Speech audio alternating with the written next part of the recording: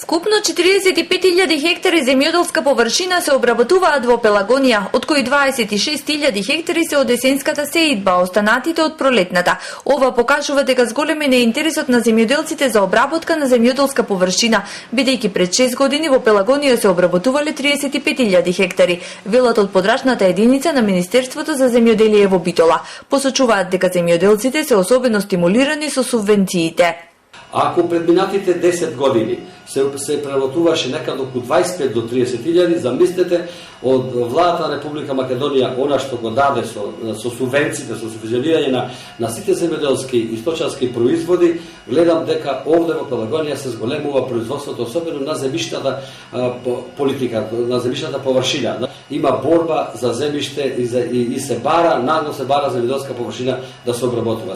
Во трите пелагониски општини Битола, Могила и Новаци предвидено е во есенската сеидба да се засадат 26.000 хектари, при што најголем дел отпаѓа на пченицата, следат јачменот и маслената репка. 30% е засејана пченицата, 90% е засејан јачменот и 100% можам слободно да кажам дека маслената репица е засејана. Но морам да кажам дека се отежнати условите, затоа што гледате самите, временските услови не дозволуваат доволно навреме да можеме да ја завршиме сеидбата. Временските услови го отежнуваат и прибирањето на пченката.